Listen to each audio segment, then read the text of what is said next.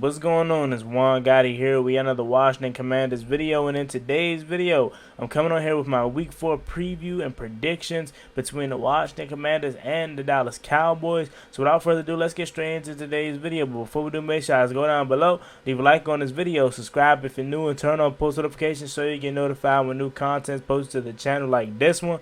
We're on the road to 5,000 subscribers, so hit that subscribe button again if you haven't already. Thank you so much. Let's get straight into today's video. Also, don't forget, tomorrow it goes down. I will be having a live watch party live from Martini's Bar Lounge in Fort Washington, Maryland, 725 Caddy Drive. Make sure you guys come through. Opens up at 12 p.m. So I look forward to seeing a lot of you guys there. Again, if you're in the Washington or D.C. area, and you want to come watch the game with me, whether you're a Cowboys fan, whether you're a Commanders fan, come through, rep your team, rep your jerseys, and come watch the game with your boy, and also have a chance to win a Juan Gotti Talking Sports t-shirt. It should be fun.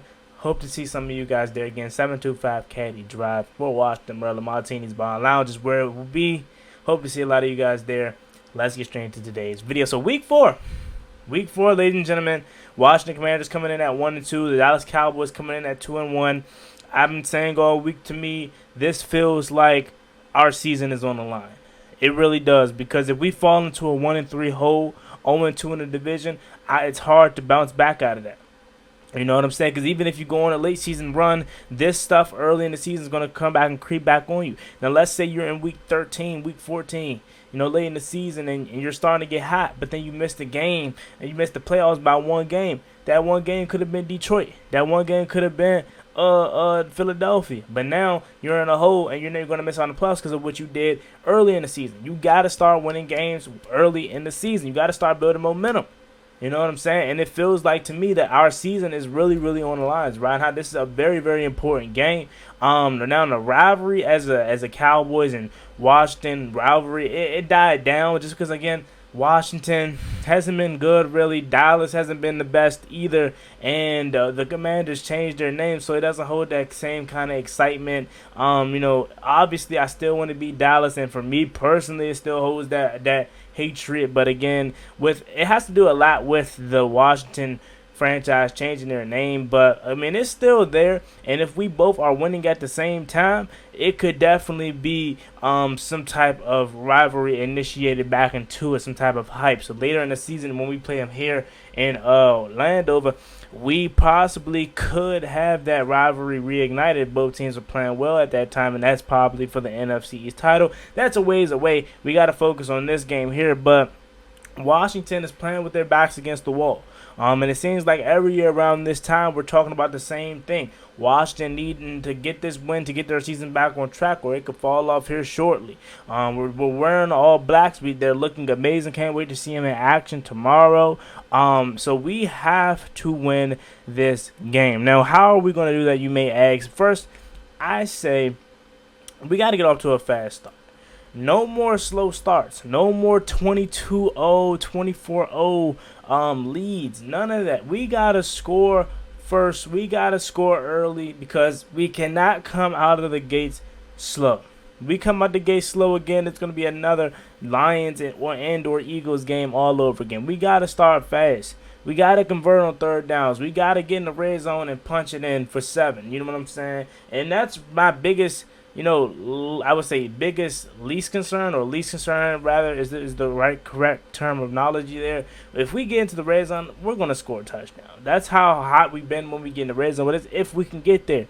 Last couple weeks, we haven't been able to get there, so we got to start off fast. Next key, we need the offensive line to protect Carson Wentz, because they had a terrible day last week versus the Philadelphia Eagles, and then they had a bad day the week prior to the Detroit Lions. We need this offensive line to play much better, and we need them to protect Carson Wentz. Now, we will be without Wes Schweitzer, so Nick Martin will be getting the start at center. He isn't no rookie or no new guy, but he is a guy that has been around the league a lot, and he hasn't been able to find a home for a long time. So again, he's not a spring chicken, but he's not the best. It's the reason why he was around in October, and we were able to pick him up. But again, Wes Schweitzer is out dealing with a concussion.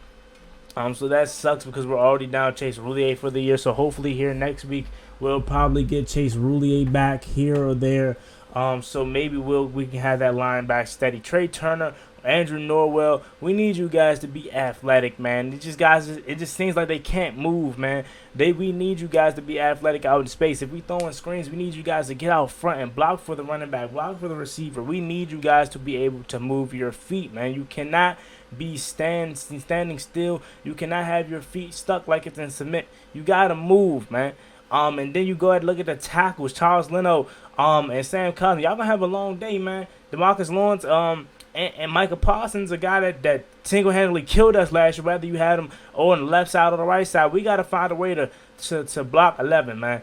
Find a way to chip him, do whatever. Every time you're going out for a pass, running back or tight end, make sure you get a piece of 11. We cannot have this guy on a single blocking assignment. If you do, he is going to wreck whoever's in front of him. We got to find a way to each and every offensive possession get hands on 11. If we can do that, we can limit his takeover ability, because I mean he's going to get his. Let's be real, that's just how good Michael Parsons is. But if we can just limit how much he does and how much he goes off, we could be in good hands. And now I don't want to sleep on DeMarcus Lawrence either. DeMarcus Lawrence is the guy that can also take over a game and be really, really good. But Michael Parsons is the guy that scares me the most. So we got to find a way to get hands on 11 each and every play. Then you move over to the next key. We got to force Cooper Rush to show us why he's a backup. Now, don't get me wrong. Cooper Rush has been really, really good these past couple weeks. He's been playing efficient. He's been doing the game manager. He's been able to get a lead and then protect it. But force Cooper Rush to make you show us why he's a backup quarterback. How do you do that? Get out to a fast start and make him start to have to press. Make him have to beat you.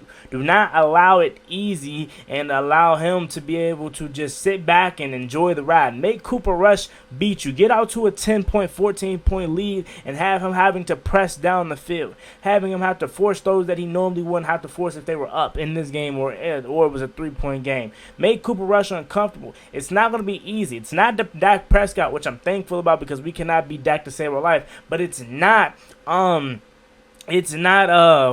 was the guy from JMU a couple years ago? It's not him. You know what I'm saying? It's not Andy Dalton. It's not it's none of these guys that we played that 2020 season. This is a guy that's actually really solid and could be a competent backup.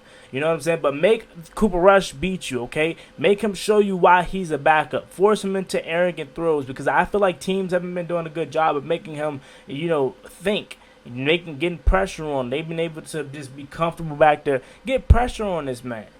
You know what I'm saying? Show him again why he is a backup.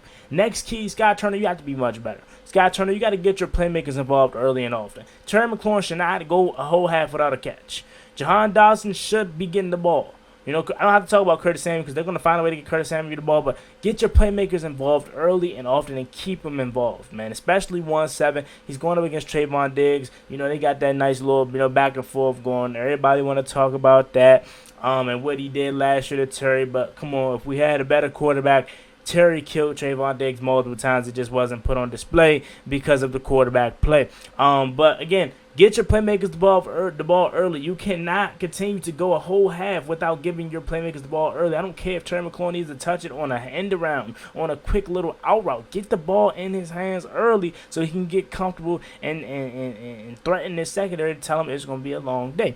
Moving on to the next key that I have for Washington.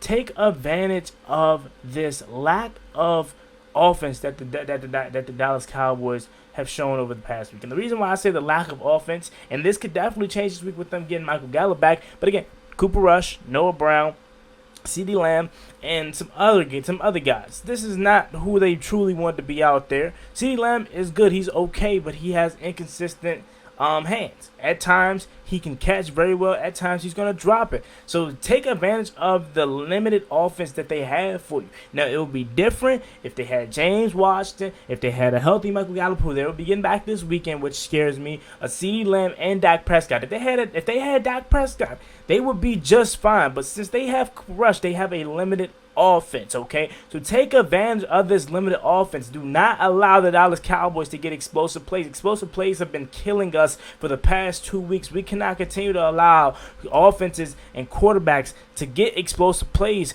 on us. We got to nip that in the bud this week against the Dallas Cowboys. Because CeeDee Lamb, they like to move him around a lot. Kellen Moore likes to move CeeDee Lamb around a lot. So he will try to get creative, and they're watching film, so they'll see that Washington is getting killed on big explosive plays, especially like end arounds and then over the top deep bombs. We got to be prepared for all that. Secondary, keep your eyes disciplined. Be where your feet are. You know what I'm saying? Kendall Fuller, be better, man. I'm tired of seeing this man get bagged on each and every week. We must be better if we want to beat these Dallas Cowboys. Again, I understand they're Dak Prescott-less, but they're still the Dallas Cowboys. They're still competent. They're still 2-1, and they still have beaten us. They swept us last year, so we have to get back. We have to get back. And that should be the mentality going into this game this Sunday, tomorrow to be exact. So, yeah, man, I just want to come on here with a couple quick little notes, key to victory for the Washington Commanders. So let me know about this video in the comment section down below. My final score prediction, I'm going to go Washington's going to win this game. I'll be honest with you. I'm going to say the score is going to be 26-20. Washington wins, and it's going to be very tough if we don't win this game. It's going to be very tough for me to pick us to win any more games, but I'm looking at the schedule, and I might sound crazy for constantly picking us to win, even though we looked the way we looked the past 2 weeks, but it's like, how can you not? Teams that we're playing are not that much better than us, if at all. So let me just look at this video in the comment section down below. As always, Midboy One Gotti. Like, comment, subscribe. Hail to the Washington Commanders. And don't forget, tomorrow it goes down for this very game that we're talking about. Washington Commanders, Dallas Cowboys. I'm hosting a live watch party at Martini's Barn Lounge in Fort Washington, Maryland, 725 Caddy Drive. The flyer is everywhere. If you're in the DMV area and you want to come watch the game with your boy, whether you're a Commanders fan or a Cowboys fan, pull up on me and have a chance to win a One Gotti Talking Sports t-shirt. Hope to see a lot of you guys there tomorrow. Can't wait for the game. See you guys tomorrow. I'm out. Peace. Cost me one time, that's gonna get you pop, get you driving.